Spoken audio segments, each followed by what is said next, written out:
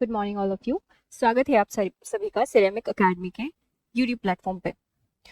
जब कभी आप या कहीं मैं भी हम कभी ऐसे ही बैठे होते हैं तो हमारे back of the mind thoughts चल रहे होते हैं। ऐसे ही एक थॉट आता है जिम ओ नील के माइंड में। ब्रिटिश इकोनॉमिस्ट हुए हैं, वो चार नेशंस को देखते हैं, उन्हें चार नेशंस दिखाई देते हैं और वो ऐसे सोचते हैं कि इन चार नेशंस को एक सिंगल यूनिट में यूनिफाई कर दिया जाए तो इन फ्यूचर ये एक ऐसे ऑर्गेनाइजेशन के रूप में डेवलप हो सकते हैं जो आगे जाके एक बड़ी पॉपुलेशन, विश्व की बड़ी इकोनॉमी को यहाँ पे रिप्रेजेंट कर सकता है। ये जो चार नेशन उनके दिमाग में चल रहे होते हैं वो होता है Brazil, Russia, India and China, brick.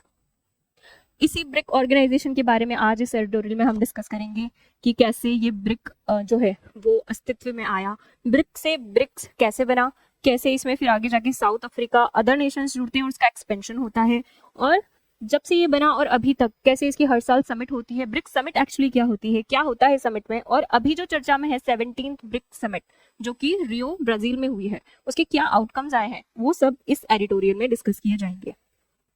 ये जो आइडिया है जिम ओ'नील के माइंड में आया था, ये थॉट उड़ता उड़ता पहुंचता है रशिया। रशिया जब 2006 की बात है, G8, G5 और आउटरीच नेशंस की समिट चल रही होती है।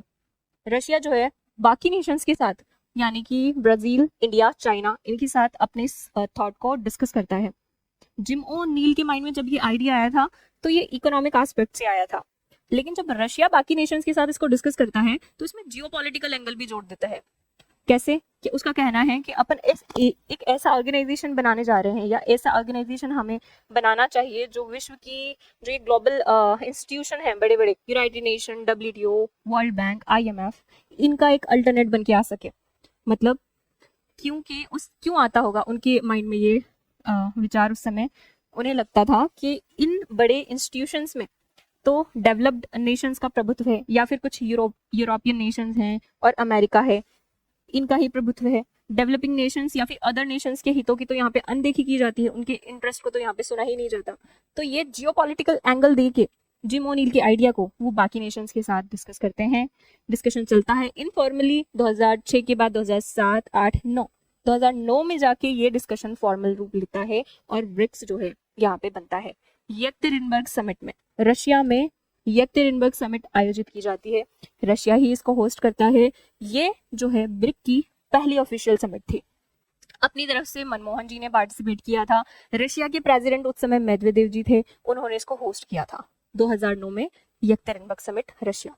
तब से लेके अभी तक ब्रिक्स की हर साल समिट होती है। अभी जो समिट हुई वो 17 ब्रिक्स समिट थी और 2025 में ये रियो में हुई, ऑर्गेनाइज हुई। ये जो ऑर्गेनाइजेशन बना था, जब ये ब्रिक था स्टार्टिंग फेज में था, तब ये रिप्रेजेंट कर रहा था विश्व की 40% पॉपुलेशन को और लगभग 20 से 21% विश्व की GDP को ये रिप्रेजेंट कर रहा था। लेकिन आज की तारीख में देखें तो ये रिप्रेजेंट करता है लगभग विश्व की 45% पॉपुलेशन को और लगभग 37% विश्व की GDP को ये रिप्रेजेंट करता है।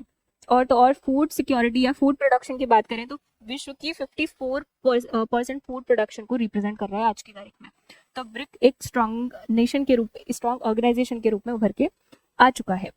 2010 में रशिया नहीं, साउथ अफ्रीका इसमें आके जुड़ता है। 2024 में इसका एक्सपेंशन होता है और दूसरे नेशंस जैसे ईरान, इथोपिया, इजिप्ट और UAE आके इसके परमानेंट मेंबर बनते हैं।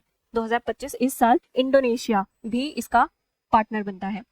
तो इंडोनेशिया को मिला के इस बार जो समिट हुई है 10 नेशंस ने यहाँ पे पार्टिसिपेट किया है, 10 मेंबर कंट्रीज ने पार्टिसिपेट किया है 2025 में। ये जो समिट हुई है इसके ऊपर डिस्कस करने से पहले हम समझते हैं कि समिट क्या होती है। एक्चुअली समिट में क्या होता है, समिट में एक तरीके की मीटिंग होती है जिसमें डिफरेंट जो मेंबर्स नेशंस हैं उनके हेड आके मिलते हैं, एक जगह पे बैठते हैं और बातचीत करते हैं, जैसे कि समिट्स में हुआ। ये सब नेशंस डिस्कस कर रहे होते हैं इस चीज़ पे कि इनके क्या गोल्स हैं, फ्यूचर गोल्स क्या हैं, क्या कंसर्न है, क्या चिंताएं हैं, उनका क्या सोल्यूशन होना चाहिए, इन सब पे डिस्कशन होता है। और ये डिस्कशन के बाद जो भी आउटकम निकल के आता है वो एक डॉक्यूमेंट में ये समराइज करते हैं और उस डॉक्यूमेंट को कोई भी एक नाम दे देते हैं। नॉर्मली जिस जगहों पे ये ऑर्गेनाइज होती है उस जगह से ही रिलेट करके कोई नाम दे देते हैं। जैसे अभी 2025 में रियो में जो 17वीं समिट हुई, रियो डे जेनेरियो में हुई, आपको पता है, तो इसके जो भी आउटकम है उसको एक डॉक्यूमेंट में समराइज किया, उसको नाम दे दिया रियो डे जेनेरियो डिक्लेरेशन 2025। इस तरीके से डिस्कशन होता है कंसर्न्स पे, गोल्स पे, और जो भी आउटकम निकलते हैं उसको अपन एक डिक्लेरेशन का नाम दे देते हैं। ये जो समिट ऑर्गेनाइज होती है ये उसी जगह पे ऑर्गेनाइज होती है जिस देश के पास इसकी चेयरमैनशिप होती है। अभी ब्राजील के पास है, तो ये ब्राजील के रियो डे जेनेरियो में ऑर्गेनाइज हुई। और क्या होता है समिट्स में पार्टिसिपेटिंग नेशंस भाग लेते हैं। मेंबर्स नेशन तो भाग लेती ही हैं, ये जो ब्रिक्स के मेंबर्स नेशन है 10, वो तो भाग लेते ही हैं, उसके साथ साथ अदर पार्टिसिपेटिंग नेशंस भी भाग लेते हैं। क्या फर्क होता है पार्टिसिपेटिंग नेशंस में और मेंबर नेशन में? मेंबर नेशंस के पास तो कुछ यहाँ पे राइट्स होते हैं, जैसे डिसीजन मेकिंग, पॉलिसी फॉर्मेशन, या फिर कुछ भी चेंज लेके आने हो, उनके पास कुछ पर्टिकुलर राइट्स होते हैं। लेकिन जो पार्टिसिपेटिंग नेशन है वो एज एन ऑब्जर्विंग कंट्रीज यहाँ पे भाग लेते हैं। उनके पास डिसीजन मेकिंग का राइट नहीं है, प्रपोजल लाने का राइट नहीं है, या फिर कोई भी प्रस्ताव लेके आ रहे हैं उसको लागू करना है, इम्प्लीमेंट करना है, तो वहाँ पे वोटिंग होनी होती है, क्योंकि सबकी सहमति से ही वो अपन लागू करेंगे उसको। तो ये सारे राइट्स, वोटिंग के राइट्स इनके पास नहीं होते हैं, ये ऐसे ही पार्टिसिपेट करते हैं। इनको इन्वाइट किया जाता है कि आइए बैठें, कुछ ना कुछ इनका भी बेनिफिट होता है। जैसे इन फ्यूचर इनको पार्टनरशिप लेनी हो, इन फ्यूचर मेंबर बनना हो ब्रिक्स का, तो ये एक आइडिया ले लेते हैं कि हाँ अपने इशू यहाँ पे एड्रेस किए जाएंगे या नहीं किए जाएंगे, किस तरह की चर्चा यहाँ पे होती है, अपने लिए कितना फायदेमंद है, ये देख लेते हैं। बाकी जो नेशंस आते हैं उनके साथ ये बैठे हुए नजर आते हैं, तो ग्लोबल विश्व के मंच पे इनकी एक अच्छी छवि बनती है कि हाँ ये अच्छे नेशंस, ये बड़े नेशंस के साथ यहाँ पे बैठे हुए दिख रहे हैं, मीटिंग में शामिल हुए, इनको इन्वाइट किया, तो इनकी इंपॉर्टेंस थोड़ी बढ़ती है। और यहाँ पे जो डिस्कशन हो रहा है, जैसे कि आतंकवाद पे अभी डिस्कशन होगा, अभी अपन देखेंगे क्या क्या आउटकम हुए, कहाँ का डिस्कशन हुआ, मॉडर्न जो टेक्नोलॉजी आ रही है उस पर डिस्कशन हुआ है, कोलैबोरेशन की बात हुई है, विश्व शांति की बात हुई है। तो इनके देश में भी तो ऐसे इश्यूज चल रहे होंगे, ऐसा थोड़ी ना है कि जो मेंबर नेशन है उन्हीं के देश में ये इश्यूज चल रहे हैं, जो पार्टिसिपेटिंग नेशन है वो भी तो कहीं ना कहीं ये इशू फेस कर रहे होंगे। तो इनको ये डिस्कशन में पार्टिसिपेट लेने का मौका मिल जाता है, ताकि अपने देश में भी कुछ ना कुछ यहाँ पे इस तरह के उस रीजन में सुधार कर सकें। तो इसलिए इनके कुछ ना कुछ बेनिफिट होते हैं, तो ये ऑब्जर्विंग नेशन यहाँ पे पार्टिसिपेट करते हैं। इस बार भी बहुत सारे ऑब्जर्विंग नेशन को इनवाइट किया गया और उन्होंने यहाँ पे भाग लिया के। और क्या होता है ब्रिक्स समिट में? ब्रिक्स समिट में एक और चीज होती है कि हर साल चेयरमैनशिप जो है वो दूसरे नेशन को ट्रांसफर की जाती है, जो कि आने वाली ब्रिक्स समिट को यहाँ पे होस्ट करने वाले हैं। इस बार भी ट्रांसफर की गई है ब्राजील द्वारा दूसरे नेशन को, और वो कौन से नेशन को ट्रांसफर की गई है, बहुत अच्छा सा एक नाम है, वो आप मुझे कमेंट करके बताएंगे कि 2026 में ब्रिक्स की चेयरमैनशिप किसको ट्रांसफर की गई, जो कि 2026 में 18वीं ब्रिक्स समिट को ऑर्गेनाइज करने वाला है। उस नेशन का नाम आप मुझे कमेंट सेक्शन में बताएंगे। तो ये बात मैंने समझाई कि समिट में एक्चुअली होता क्या है, और इस समिट में क्या हुआ है ये आगे अपन अभी डिस्कस करेंगे। प्रधानमंत्री जी जैसे कि हमेशा हर साल बिना स्किप किए जब से इन्होंने पदभार संभाला है प्रधानमंत्री जी का, मोदी जी ने सारी ब्रिक्स समिट खुद जाके यहाँ पे अटेंड की है। कई बार होता है कि जैसे इस बार पुतिन जी नहीं आए, वीडियो कॉन्फ्रेंसिंग के थ्रू इन्होंने अटेंड की ब्रिक्स समिट। चाइना में प्रेसिडेंट शी जिनपिंग जी आते हैं लेकिन नहीं आए, भाग नहीं लिया, उसकी जगह उन्होंने प्रधानमंत्री जी को भेज दिया। मोदी जी ने कभी स्किप नहीं की, हमेशा वो प्रेजेंट रहे वहाँ पे, और हमेशा भारत जो है कुछ अच्छे यहाँ पे प्रपोजल से क्या आता है। इस बार भी गए, ये जो अलग से सूट बूट में यहाँ पे नजर आ रहे हैं प्रधानमंत्री जी हैंडसम से अपने, ये मोदी जी हैं। इन्होंने जैसा कि मैंने बताया कभी ब्रिक्स समिट जो है वो स्किप नहीं की जब से इन्होंने पदभार संभाला है। जब ब्रिक नेशन जब बना था, ये बात समझाने की कोशिश कर रही हूँ कि इंडिया को ना ब्रिक ऑर्गेनाइजेशन की सबसे कमजोर कड़ी के रूप में देखा जाता था। 2011-12 की बात है। मतलब बहुत सारे देश ये एलिगेशन तो नहीं, या ये डाउट करते थे कि क्यों इसको पार्टिसिपेटिंग कंट्री बना रखा है, मतलब उसके प्रेजेंस पे ही, हमारी प्रेजेंस पे ही यहाँ पे डाउट किए जाते थे कि इंडिया तो एक कमजोर सा कंट्री है इन दूसरे नेशंस के सामने। इवन इंडोनेशिया से कंपेयर किया जाता था कि इसकी जगह तो आप इंडोनेशिया को ले लो। अभी देख लो जीडीपी से कंपेयर करें, भारत जो है 6.3% जीडीपी से ग्रो कर रहा है, वहीं पे इंडोनेशिया को देखो 4.2 जीडीपी से ग्रो कर रहा है। जबकि उस टाइम पे उसके साथ हमें कंपेयर किया जाता था, बोलते थे कि इसकी जगह तो आप इंडोनेशिया को ले लो, इंडिया की प्रेजेंस पे ही यहाँ पे सवाल किए जाते थे। लेकिन आज की तारीख में देखें तो हम इतने स्ट्रॉन्ग इकोनॉमी के रूप में उभर के आए कि मुझे नहीं लगता कि अभी ब्रिक ऑर्गेनाइजेशन में कोई अगर बड़ा चेंज होना है तो भारत की बिना सहमति से यहाँ पे कुछ पॉसिबल है। तो ये बात मैं बताने की कोशिश कर रही हूँ कि हम जो है, हमें जिसको पहले कमजोर कड़ी के रूप में इस ऑर्गेनाइजेशन में देखा जाता था, आज बिना अपनी प्रेजेंस के मुझे नहीं लगता कि बहुत बड़े प्रस्ताव यहाँ पे लागू किए जाएंगे। हमेशा भारत ही कुछ इस तरह की बात करता है ब्रिक्स समिट में जब भी जाता है, मानवता, विश्व शांति, मल्टीलिटरलिज्म और टेक्नोलॉजी के एस्पेक्ट्स में।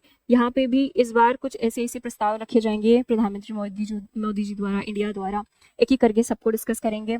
आपको पता होगा 5 नेशन टूर पे गए थे मोदी जी, पहले घाना गए, घाना के बाद त्रिनिदाद टोबैगो, उसके बाद अर्जेंटीना गए, नामीबिया भी गए, लेकिन नामीबिया से पहले ये रियो दे जेनेरियो ब्राजील गए थे इसी समिट को अटेंड करने।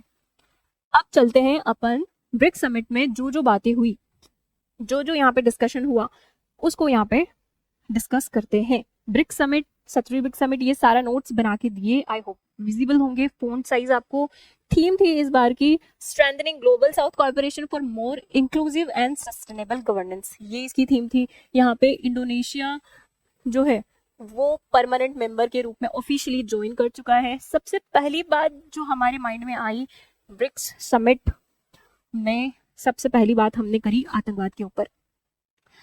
आतंकवाद की हर रूप में यहाँ पे निंदा की जानी चाहिए। पहलगाम जो अटैक हुआ उसकी निंदा की गई और कहा कि टेररिज्म को जितना जल्दी हो सके यहाँ पे खत्म किया जाना चाहिए। हमने एक प्रस्ताव के ऊपर यहाँ पे डिस्कस किया जो बहुत समय पहले लाया गया था, comprehensive convention on international terrorism, ये एक प्रस्ताव है।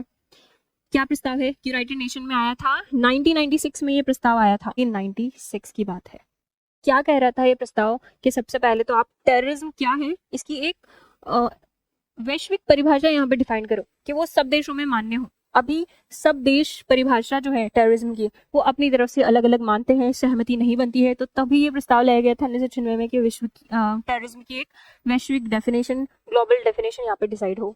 देशों को कानूनी रूप से बाध्य करे वहां पे कि आप अपने उसमें यहाँ पे आतंकवाद को रोकें। आतंकवाद को यहाँ पे कानूनी रूप से बाध्य किया जाए देशों को कि आप अपने देश में आतंकवाद रोकिए, उसको फंडिंग नहीं प्रोवाइड कीजिए।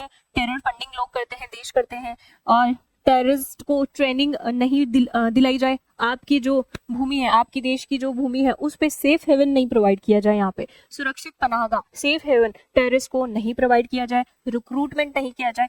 इन सब बातों के लिए एक प्रस्ताव लेके आए थे यूनाइटेड नेशन में 1996 में, और ये जो प्रस्ताव है ये भारत ही लेके आया था। और भारत ही आज कह रहा है ब्रिक्स की समिट में कि 1996 से अभी 2025 यानी कि 4 साल वो 5 ये और 29 ईयर हो गए, अब तो इस पे कुछ एक्शन लो। आपने तभी से इस पे कोई एक्शन ही नहीं लिया। क्यों? क्योंकि ये यूनाइटेड नेशन है, क्योंकि यहाँ पे डेवलप्ड नेशन का प्रभुत्व है, क्योंकि डेवलप्ड नेशन में बहुत ज्यादा टेररिस्ट अटैक नहीं होते।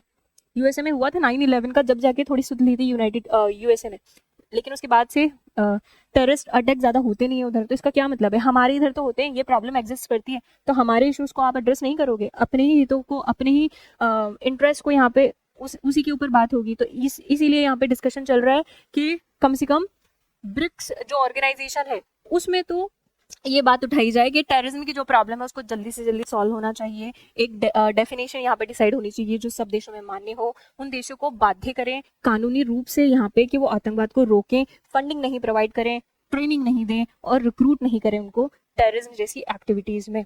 ये बात हुई। इसके बाद हमारा ध्यान जाता है वैश्विक संस्था में सुधार के लिए।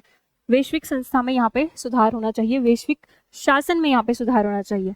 इससे पहले अपन मोदी जी के शब्दों में देख लेते हैं कि उन्होंने आतंकवाद पे क्या बोला। यदि कोई देश आतंकवाद का प्रत्यक्ष या परोक्ष रूप से समर्थन देता है तो उसकी कीमत उसको चुकानी होगी, और हमें एक समूह के रूप में एक स्वर में आतंकवाद और उसके समर्थकों के खिलाफ बोलना होगा। आतंकवाद की निंदा हमारा सिद्धांत होना चाहिए, केवल सुविधा नहीं होनी चाहिए। मतलब कि अपनी सुविधा अनुसार आप आतंकवाद के खिलाफ बोल रहे हैं, ऐसा नहीं करो।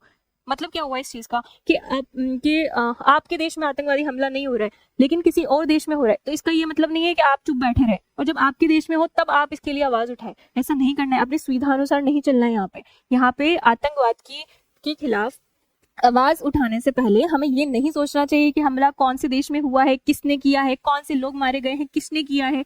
ये सारे सवाल नहीं करने चाहिए। आतंकवाद मतलब जीरो टॉलरेंस पॉलिसी होनी चाहिए। यहाँ पे आतंकवाद की हर रूप में निंदा की जानी चाहिए। सुविधा के अनुसार आवाज मत उठाओ, यहाँ पे अब सिद्धांत पे चलना चाहिए। तो यही बात अपने प्रधानमंत्री जी बोलते हैं। अगली बात क्या आती है उनके दिमाग में कि यहाँ पे वैश्विक शासन में सुधार किया जाना चाहिए, ग्लोबल गवर्नेंस रिफॉर्म होना चाहिए।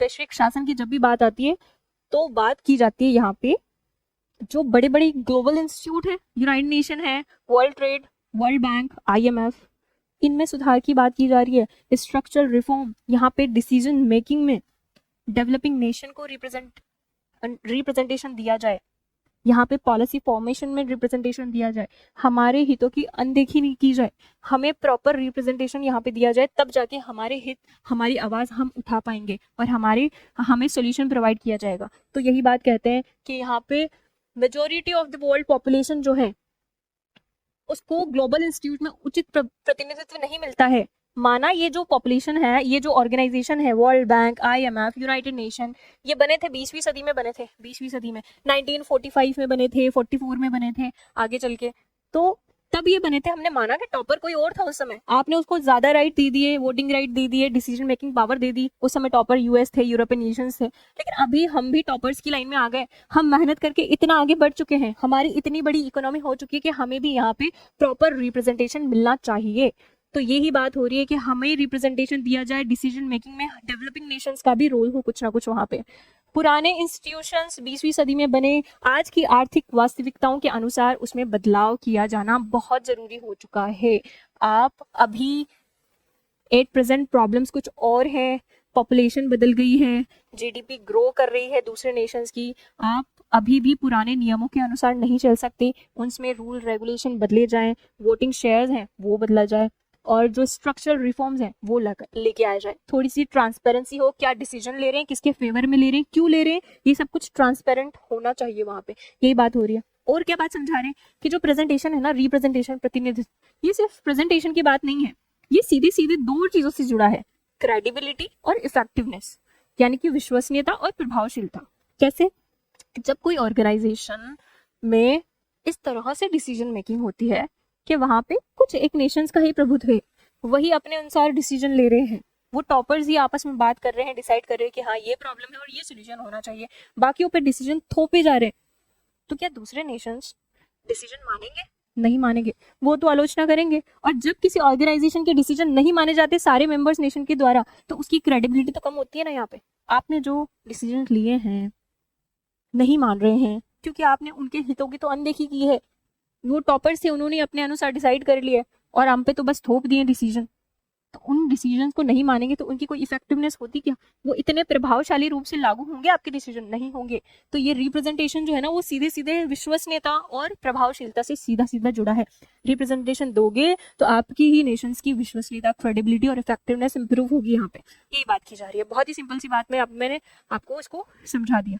आगे क्या जाता है हमारा ध्यान, जब ब्रिक्स की समिट में हम बैठे होते हैं तो हम बात करते हैं टेक्नोलॉजी पर और डिजिटल इकोनॉमी पर। एआई में इनोवेशन बढ़ाना चाहिए। हम लेके आए हैं यहाँ पे ग्लोबल एआई गवर्नेंस पर लीडर्स स्टेटमेंट को यहाँ पे साइन किया गया है।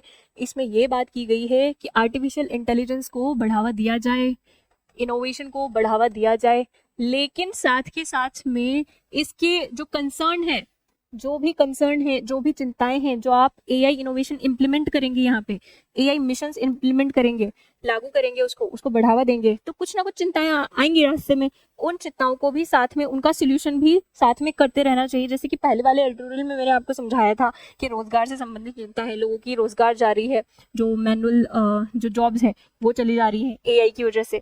एनर्जी क्राइसिस पैदा हो रहा है, यहाँ पे वाटर क्राइसिस पैदा हो रहा है एआई की वजह से। इन्वायरमेंट पे बुरा प्रभाव पड़ रहा है आर्टिफिशियल इंटेलिजेंस की वजह से। तो ये जो सारी चिंताएं हैं, सिर्फ आप इनोवेशन करते जा रहे हैं, और इन चिंताओं को अगर साइडलाइन कर दिया तो एक दिन आएगा कि ये चिंता एक बड़ा स्वरूप ले लेगी और आपके ऊपर ही हावी हो जाएगी। तो यही बात की गई है कि एआई गवर्नेंस को बढ़ावा दिया जाए, एआई गवर्नेंस थोड़ी सी ट्रांसपेरेंट हो। एआई को बढ़ावा दे रहे हैं, ह्यूमन सेंट्रिक एआई बनाओ, इंक्लूसिव एआई बनाओ यहाँ पे। तो यही बात यहाँ पे हो रही है। सिर्फ देखो, मोदी जी के शब्दों में एआई फॉर ऑल, हर जगह एआई यूज कर रहे हैं। एआई गवर्नेंस में चिंताओं के समाधान और इनोवेशन के प्रोत्साहन दोनों को प्राथमिकता दी जानी चाहिए। इनोवेशन करो, लेकिन जो चिंताएं हैं उनके समाधान को भी सेम प्रायोरिटी रखो, उनको भी सॉल्व करते चलो साथ साथ में। यही बात हो रही है। आगे क्या हो रहा है?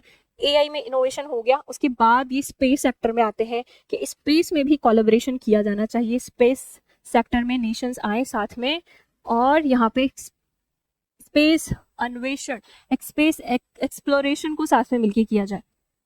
और उसके लिए हम एक प्लेटफॉर्म प्रोवाइड करेंगे, कौन? BRIC organisation. और क्या प्लेटफॉर्म प्रोवाइड कर रहे हैं? ब्रिक स्पेस काउंसिल का कंसेप्ट लेके आए हैं इस समिट में। ब्रिक स्पेस काउंसिल आपको प्लेटफॉर्म दे रही है, आइए सारे नेशन साथ में आइए और स्पेस के सेक्टर में यहाँ पे रिसर्च कीजिए, डेवलपमेंट कीजिए, रिसर्च एक्सप्लोरेशन को यहाँ पे बढ़ावा दीजिए। तो यहाँ पे इस समिट में क्या आउटकम निकल के आया है? ब्रिक स्पेस काउंसिल पर सहमति बनी है मेंबर्स नेशंस की।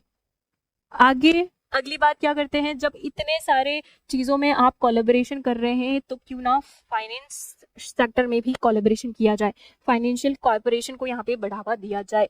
किस तरीके से क्या मतलब होता है एक ऑर्गेनाइजेशन में फाइनेंशियल कॉर्पोरेशन को बढ़ावा दिया जाए? क्रॉस बॉर्डर पेमेंट इनिशिएटिव पर बातचीत चल रही है। मतलब कि जब हमें कोई लेन देन करना है आपस में मेंबर कंट्री को, जैसे ब्रिक्स में ब्राजील रशिया आपस में लेन देन कर रहे हैं, भारत रशिया आपस में लेन देन कर रहे हैं, तो वो लेन देन रुपया, भारत का रुपया और रशिया के रूबल में हो सके। चीन के साथ हमें करना है तो चीन का रुपया और चीन का युआन, इन दोनों करेंसी में आपस में ट्रांजैक्शन हो सके, या कुछ ना कुछ ऐसा मैकेनिज्म बनाया जाए कि हमें एक करेंसी पे डिपेंड नहीं होना पड़े। कौन सी करेंसी? वो डॉलर करेंसी, जिसके नाम पे यूएसए बहुत इतराता है। यूएसए की करेंसी है डॉलर, और क्योंकि अपना प्रभुत्व जमाता है, कभी कभी ये सैंक्शन लगा देंगे, इससे संबंध बनाए तो ये सैंक्शन लगा देंगे, इस तरह की बात करता है, क्योंकि उसकी जो करेंसी है वो हॉट करेंसी है, ग्लोबल मार्केट में उसको एक्सेप्टेंस है यहाँ पे कि उसकी करेंसी से यहाँ पे वैश्विक लेन देन होता है। तो इसलिए यूएसए हमेशा इतराता हुआ नजर आता है। इसलिए हम सोल्यूशन निकालने की कोशिश कर रहे हैं कि यहाँ पे डी डॉलराइजेशन को बढ़ावा दिया जाए और अपन अपनी स्थानीय मुद्रा में आपस में लेन देन करें। तो इसके लिए बात चल रही है क्रॉस बॉर्डर पेमेंट इनिशिएटिव पे यूएस डॉलर की निर्भरता को कम किया जाए। ब्रिक्स पे बात चल रही है। 11वीं जो ब्रिक्स समिट थी उसमें ये इनिशिएटिव लाया गया था, ये प्रस्ताव लाया गया था कि ब्रिक पे एक प्लेटफॉर्म अपन डेवलप करेंगे ट्रांजैक्शन के लिए। इनिशियल फेज में है, डेवलपमेंट इसका चल रहा है, अभी डेवलपमेंट पूरा हुआ नहीं है। और इस समिट में अपन एक और चीज लेके आए हैं इस चीज के लिए, ब्रिक्स मल्टीलिटरल गारंटी, BMG पायलट योजना एक लेके आए हैं। ब्रिक मल्टीलिटरल गारंटी इसलिए लेके आए हैं ताकि यहाँ पे ट्रांजैक्शन के साथ साथ निवेश को भी बढ़ावा दिया जा सके इन मेंबर्स नेशंस में, कि आइए ब्राजील जी आप आइए भारत पे इन्वेस्ट कीजिए, भारत रशिया में इन्वेस्ट करें, चाइना इधर इन्वेस्ट करे, आपस में हम इन्वेस्टमेंट को बढ़ावा दें। तो इसके लिए ये स्कीम लेके आए हैं। क्या फायदा है, क्या प्रावधान है इस स्कीम में? जब भी जैसे कोई नेशन दूसरे देश में यहाँ पे इन्वेस्टमेंट करता है तो उसके दिमाग में कहीं ना कहीं ऐसा चल रहा होता है कि कहीं ना कहीं यहाँ पे पॉलिटिकल अनस्टेबिलिटी आई और अपना इन्वेस्टमेंट जो है वो खतरे में पड़ गया, वो रिस्क में चला गया, जोखिम में पड़ गया, तो क्या होगा? पॉलिटिकल अनस्टेबिलिटी चलती रहती है। इसको इस बात से समझो कि जैसे भारत का कोई प्राइवेट कंपनी है, वो सोलर प्रोजेक्ट यहाँ पे उसको लगाना है, सोलर प्रोजेक्ट में इस भारत की इंडिया की प्राइवेट कंपनी को इन्वेस्ट करना है जाके ब्राजील में जाके उसने लगाया, लेकिन वो क्या हुआ कि वहां पे पॉलिटिकल अनस्टेबिलिटी हो जाती है या फिर वहां पे गवर्नमेंट की पॉलिसीज चेंज हो जाती है, तो कभी कभी ये जो प्रोजेक्ट्स है वो अटक जाते हैं। प्रोजेक्ट अटक गया तो ये अपनी जो इंडिया की कंपनी है, प्राइवेट कंपनी, इसका इन्वेस्टमेंट तो रिस्क में चला गया, जोखिम में चला गया। तो इस योजना में यही बात लेके आए हैं कि अगर ऐसी कोई सिचुएशन आती है कि आपका वहां पे दिखता है कि हमारा इन्वेस्टमेंट कहीं ना कहीं अटक रहा है, रिस्क में जाता हुआ दिख रहा है, तो हम कौन? ब्रिक्स ऑर्गेनाइजेशन आपको इसकी गारंटी प्रोवाइड कराते हैं, आपको कंपनसेट करेंगे हम इस योजना के थ्रू। तो इससे क्या होगा? इन्वेस्टमेंट करने से पहले जो है इन्वेस्टर जो है, प्राइवेट कंपनीज जो है, वो बहुत ज्यादा सोचेंगे नहीं, उनको एक वित्तीय स्थिरता यहाँ पे देखने को मिलेगी और वो ज्यादा से ज्यादा इन्वेस्ट करेंगे ब्रिक्स की मेंबर कंट्रीज में आपस में। कि इस तरह की कोई सिचुएशन भी आती है तो ये योजना है, इस योजना के तहत हमें कंपनसेट कर दिया जाएगा, हमारा पैसा कहीं नहीं अटकेगा, वापस आ जाएगा। तो इसलिए ये योजना लेके आए हैं।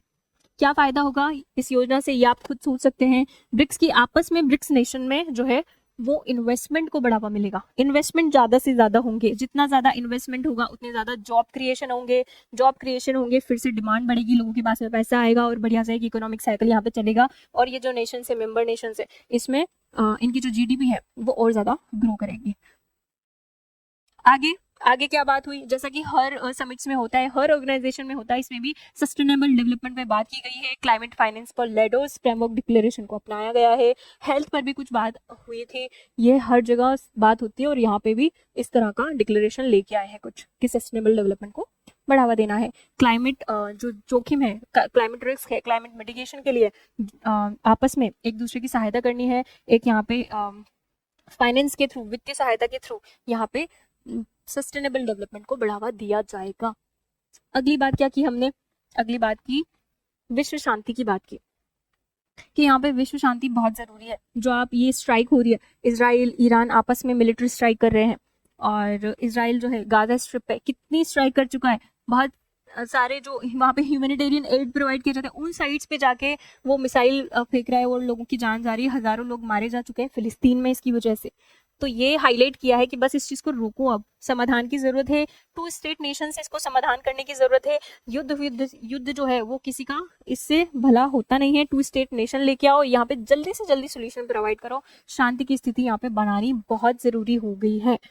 यूक्रेन रशिया ये दोनों भी आपस में मिलिट्री स्ट्राइक किए हुए हैं। मोदी जी अपने शब्दों में ये बोलते हैं कि भारत का अडिग विश्वास है कि परिस्थितियां चाहे कितनी भी कठिन क्यों ना हो, लेकिन मानवता की भलाई के लिए शांति का पथ ही एकमात्र विकल्प है और हमारे लिए युद्ध और हिंसा का कोई स्थान नहीं है। ये बात भारत ने साफ कर दी है कि वो हमेशा हर सिचुएशन में, कितनी भी मुश्किल सिचुएशन हो, युद्ध को तो कभी सपोर्ट नहीं करता, वो शांति की बात करता है हमेशा। तो ये सारी बातें हुई है और क्या आउटकम्स निकल के आए, और हमने मल्टीलिटरलिज्म यानी कि बहुपक्षवाद यानी कि बहुध्रुवीय विश्व की यहाँ पे कल्पना की है।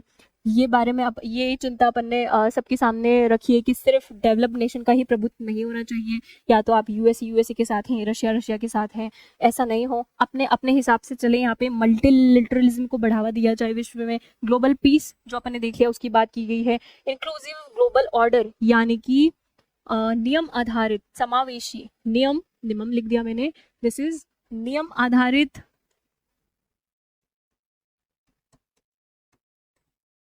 वैश्विक व्यवस्था होनी चाहिए, नियम आधारित वैश्विक व्यवस्था, पार्शलिटी नहीं हो, डिस्क्रिमिनेशन नहीं हो। यूएसए एक एग्जाम्पल है, देखा जा रहा है टैरिफ लगा रहा है, नॉन टैरिफ बैरियर लगा रहा है अपनी मर्जी से, कितना भी टैरिफ लगा रहा है। इधर हम लेके आए हैं, हम बात कर रहे हैं इधर, जबकि के यहाँ पे डी डॉलराइजेशन करना है। क्यों करना है ये बात कर रहे थे अपन, क्या ताकि ये जो यूएसए है जो इतने सैंक्शंस लगाता हुआ दिखता है, धमकाते हुए दिखता है, वो बंद हो। लेकिन यूएसए अभी भी नहीं रुकता है, यहाँ पे अभी भी धमकियां जारी है। अभी एडिटोरियल में ये दिखाया गया है, एक एडिटोरियल में या न्यूज़पेपर में आप देख लो कि यूएस जो है अभी भी धमका रहा है। इधर देखो, Trump issues threat of extra 10% tariff on BRICS nation, जहां पे जिस समिट में ये बात हो रही है कि डी डॉलराइजेशन करेंगे, उसी को धमकाता हुआ यहाँ पे ट्रम्प नजर आ रहे हैं। ट्रम्प जी क्या कह रहे हैं, वो ये कह रहे हैं, उनका कहना है धमकी में कि अगर ब्रिक्स नेशन ने कुछ ऐसी पॉलिसी अपनाई या कुछ ऐसा प्रस्ताव लेके आए जिससे यूएसए के हित प्रभावित होते हैं, या डी डॉलराइजेशन जैसी आप पॉलिसी लेके आ रहे हो, यहाँ पे जिस भी देश ने उसको अपनाया उस पर एक्स्ट्रा 10% टैरिफ लगाया जाएगा मेरे द्वारा। मतलब यूएसए जो टैरिफ लगाने वाला था वो तो अलग है, लेकिन अगर ऐसी कोई पॉलिसी लेके आते हो और इम्प्लीमेंट करते हो आप अपने देश में, तो एक्स्ट्रा 10% और टैरिफ लगा दूंगा मैं। इस तरह की धमकी कुछ देखने को मिलती है। ऐसी एक और धमकी बांग्लादेश को भी दी है, कल की बात है। बांग्लादेश को एक लेटर लिखा है और बांग्लादेश पे एक पूरा रिलीज किया है, उसमें एक बड़ा सा लेटर के आप पे हम 35% का टैरिफ लगा रहे हैं। और अगर यूनिवर्सिटी को ये बोला कि अगर 35% का टैरिफ लगा रहे हैं हम, लेकिन आपने रेसिप्रोकल टैरिफ लगाया, ये चीज देखते हुए हमारे ऊपर, तो और उतना ही टैरिफ हम और जोड़ के उसमें आप पे टैरिफ लगाएंगे। मतलब समझ रहे हो, वो ऐसे कह रहे हैं, ऐसे कह रहे। टैरिफ क्या होता है, पहले तो टैरिफ आपको पता होगा। टैरिफ जो होता है एक तरीके का शुल्क होता है। जैसे बांग्लादेश है, ये है बांग्लादेश और ये है यूएसए। बांग्लादेश से कोई सामान बनके यूएसए में जा रहा है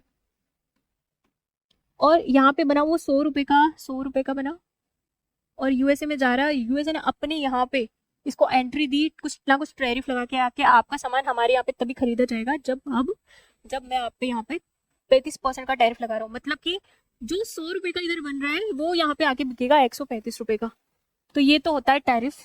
क्यों लगाता है कोई देश? ताकि उसके देश में कोई सामान बन रहा है, डोमेस्टिक प्रोडक्शन कोई हो रहा है, मान लो यूएसए में डोमेस्टिक, यूएसए की कोई कंपनी है इस चीज को यहाँ पे 100 रुपए में बना रही है और बांग्लादेश भी उसको 100 रुपए में बना रहा है, लेकिन बांग्लादेश के सामान पे तो आपने 35% का टैरिफ लगा दिया, तो यूएसए में जब ये सामान बिकने आएगा तो वो 135 रुपए का बिकेगा। तो क्यों यूएसए की जनता 135 रुपए वाला सामान खरीदेगी? वो तो 100 रुपए वाली चीज ही खरीद लेगी ना। तो इसलिए कि दूसरे देश के प्रोडक्ट को अपने यहाँ पे बिकने से रोका जाए और अपनी डोमेस्टिक मार्केट को, डोमेस्टिक मैन्युफैक्चरर्स को प्रॉफिट पहुंचाने के लिए, उनके हितों को संरक्षण के लिए कोई देश टैरिफ लगाता है। बट टैरिफ की भी तो कोई ना कोई लिमिट होती है। WTO जो ऑर्गेनाइजेशन है उसने सेट कर रखी है और यूएसए क्या कर रहा है इस बार, उस लिमिट को और उसके नियम को उल्लंघन करता हुआ मन चाहे टैरिफ लगा रहा है। बांग्लादेश में 35% का टैरिफ लगा दिया और क्या कह रहा है कि आपने जैसे 35% मैंने आप पे टैरिफ लगाया, लेकिन आपने इस चीज को देखते हुए अगर कोई रेसिप्रोकल टैरिफ लगाया, रेसिप्रोकल टैरिफ यानी कि टैरिफ के बदले में टैरिफ, टैरिफ के बदले में हम पे उल्टा और टैरिफ लगाया हमारी कोई चीज पे, यानी कि हमारी कोई चीज आप पे आनी है और आपने 35% का उस पर टैरिफ लगा दिया और रेसिप्रोकल टैरिफ लगा दिया, तो मैं क्या करूंगा, ये 35 तो था ही सही, आपने जो 35% टैरिफ लगाया है उसको और एक्स्ट्रा ऐड कर दूंगा और आप पे लगा दूंगा आपकी चीज पे यहाँ पे 70% का टैरिफ। कुछ ऐसी बात कही है ट्रम्प जी ने, कल की बात है। तो इस तरीके से मनमाने टैरिफ लगा रहा है और डी डॉलराइजेशन की बात कर रहे हैं हम, और इधर वो हम सोच रहे हैं कि डी डॉलराइजेशन को बढ़ावा दिया जाए ताकि इसकी धमकियां कम हो, लेकिन इसकी धमकियां अभी भी कम नहीं हो रही है इधर। तो ये बात कर रही थी मैं कि विश्व में मल्टीलिटरलिज्म लेके आए, इंक्लूसिव ग्लोबल ऑर्डर हो, यहाँ पे समावेशिता हो, नियम आधारित वैश्विक व्यवस्था हो, मन चाहे टैरिफ उल्लंघन करते हुए वैश्विक जो संस्था है उसके नियमों का उल्लंघन करते हुए आप कितना भी टैरिफ लगा दें, ऐसा नहीं कर सकते। तो यही बात हो रही है। क्लाइमेट चेंज एक्शन पे बात हुई, सस्टेनेबल डेवलपमेंट पे बात हुई, ग्लोबल साउथ कॉर्पोरेशन पे बात हुई यहाँ पे कि ग्लोबल साउथ कॉर्पोरेशन को और मजबूत किया जाए और ग्लोबल गवर्नेंस इंस्टीट्यूट में रिफॉर्म किया जाए, फूड और एनर्जी सिक्योरिटी पर यहाँ पे बात हुई, टेररिज्म काउंटर मेजर्स पे बात हुई, डिजिटल ट्रांसफॉर्मेशन पे बात हुई। यहाँ पे जो मैंने आपको एक चीज डिजिटल ट्रांसफॉर्मेशन से याद ही बताना भूल गई कि ब्रिक्स पे लेके आ रहे हैं, ब्रिक्स मल्टीलैटरलिज्म गारंटी लेके आ चुके हैं। यहाँ पे जो मेंबर नेशंस है उसके जो सेंट्रल बैंक है उन सेंट्रल बैंक की डिजिटल करेंसी पर भी बात चल रही है कि सेंट्रल बैंक डिजिटल करेंसी अपन लेके आए और उस डिजिटल करेंसी में ट्रांजैक्शन हो, तो उससे भी थोड़ा सा डॉलर पे निर्भरता कम होगी, अपनी स्थानीय मुद्रा में, स्थानीय डिजिटल मुद्रा में अपन ट्रांसफर कर पाएंगे। तो यही बात हो रही है, डिजिटल ट्रांसफॉर्मेशन की बात हुई, AI पे बात हुई, टेक्नोलॉजी पे बात हुई।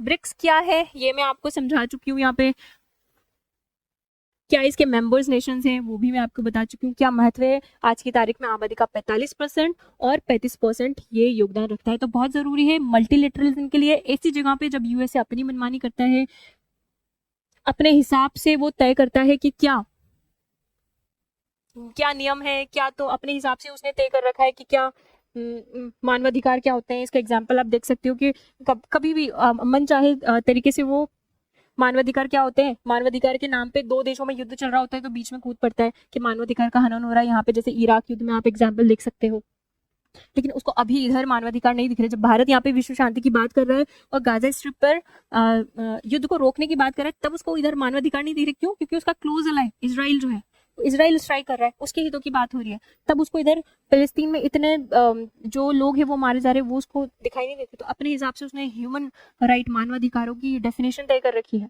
इसलिए बहुत जरूरी है कि आप मल्टीलिटरलिज्म लेके आए, यहाँ पे किसी एक नेशन का प्रभुत्व नहीं चले। बहुत सारी जगह अपन को देखने को मिलता है, ब्रिक्स यही काम कर रहा है कि बहुपक्षवाद को यहाँ पे बढ़ावा दिया जाए। डेवलप नेशन जो है, इस आर्टिकल में बात की गई है कि डबल स्टैंडर्ड, यही चीज मैं ढूंढ रही थी, बातों बातों मुझे याद नहीं आ रहा है, ऊपर नीचे कर रही हूँ। ये आर्टिकल में आपको दिखाना चाह रही थी, डबल स्टैंडर्ड जो है वो फेस कर रहा है। यहाँ पे ये बात की गई है, noting that the global south has often face double standard. Double standard face किया जाता है डेवलपिंग नेशंस के द्वारा। कैसे डबल स्टैंडर्ड? के आप अपने हिसाब से मानवाधिकार तय कर रहे हो यहाँ पे और मन चाह रहा है तो कभी भी युद्ध में कूद पड़ रहे हो और कभी भी कहीं पे मानवाधिकार का हनन हो रहा है वो आपको नजर नहीं आता है, यहाँ पे रिप्रेजेंटेशन नहीं दे रहे हो।